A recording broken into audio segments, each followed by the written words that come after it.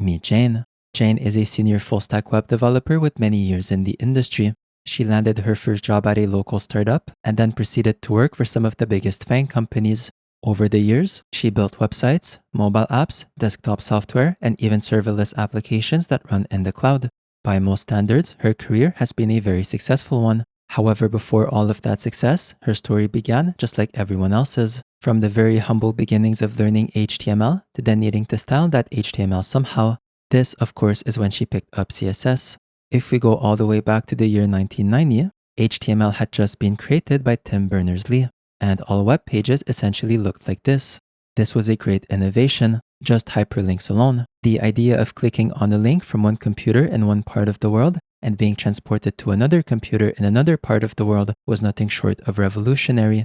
But then as more people started using this technology, some of them being designers, the need for colors, layouts, and typography arose. And so 4 years later, in 1994, Håkon Wyam Lie, a Norwegian engineer working at CERN alongside Tim Berners-Lee, proposed the idea of cascading style sheets, or CSS for short, an unconventional computer language. Unconventional because CSS is not a programming language, but instead a styling language with a deceptively simple declarative syntax that allows engineers to control the appearance of their web pages and define how HTML elements are styled, positioned, and rendered on all of the different displays and screen sizes. And now fast forward back to the modern era, web developers like Jane are still using CSS to transform an HTML skeleton like this one into a fully fledged responsive design like this one. And this is what this course is all about. This is the first introductory lesson among a panoply of curated lessons aimed at elevating you into a CSS wizard. CSS is a milestone every aspiring developer needs to cross, a dragon everyone on this journey needs to slay. And I made this course to help you slay the dragon. This is a full CSS course. We go over the fundamentals, typography, the box model, units, flexbox, responsiveness, backgrounds, animations, positions, CSS grid, advanced concepts, and more. And we of course built projects along the way. The only prerequisite for this course is a very basic understanding of HTML. Otherwise, I assume zero knowledge whatsoever about CSS. You are, however, going to need a code editor if you want to follow along. And the code editor I'm using in this course is VS Code. You can download VS Code on their website. Now to get started, on my desktop, I'll create a new folder called CSS.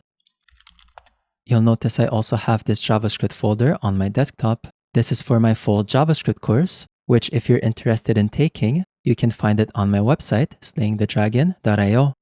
Inside my new CSS folder, I'll right-click and select Open with Code. This opened my VS Code editor, and you'll notice on the Explorer section, we see the name of our folder.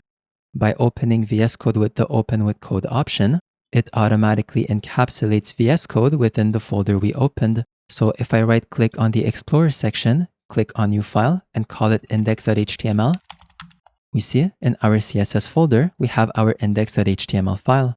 Our index.html needs boilerplate. Luckily, VS Code has built-in support for Emmet. So if I add an exclamation mark and press enter, we see this generated a basic HTML boilerplate. Inside the body element is where our content goes. I'll add an h1 element and say hello world. To see my hello world heading, at the bottom right of my VS Code, there is this go live button. This button is here because I have a VS Code extension installed called Live Server. If I open the extension tab, we see I have Live Server installed. If you don't already have this extension installed, I highly suggest you install it. When I click on this Go Live button, we see it opens a browser tab with my h1 of Hello World displayed. If I change Hello World to something else, like Slaying the Dragon, and save, we see our changes are being applied and updated automatically in our live server. Also, if I add spaces and new lines in my HTML, basically just make a mess and save, we see all the mess I made was removed after I saved. This is from an extension I have called Prettier. On the extension tab, we see I have Prettier installed. And if you don't already have it installed, I highly suggest you install it.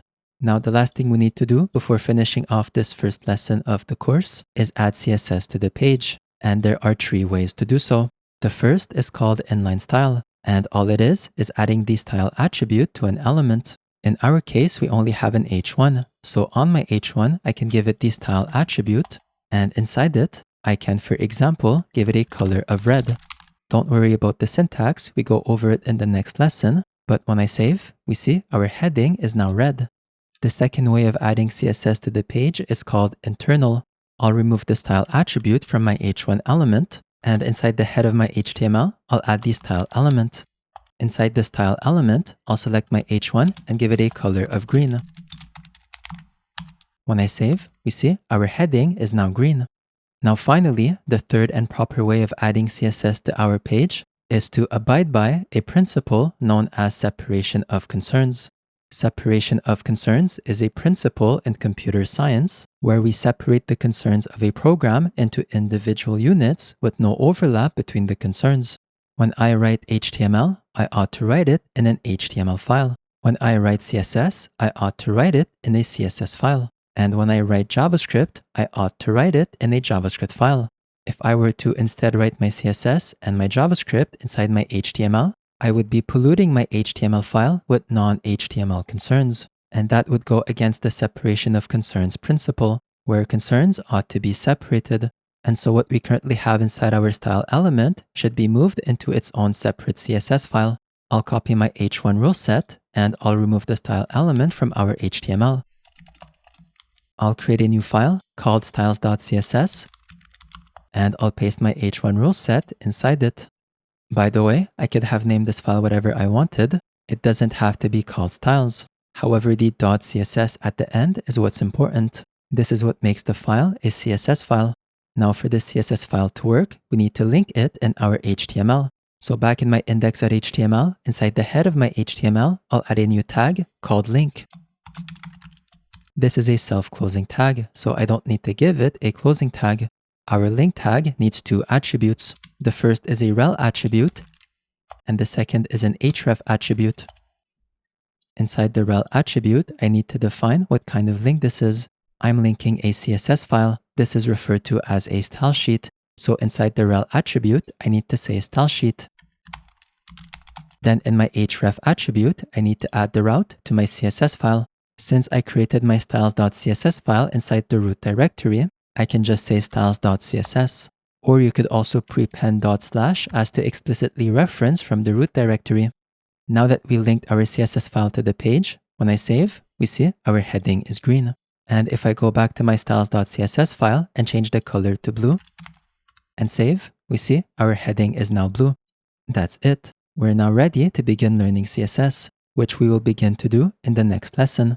Now, since you're taking this course, consider joining the Discord server, where you can chat with like-minded people and ask questions if you have any. Also consider taking my full JavaScript course.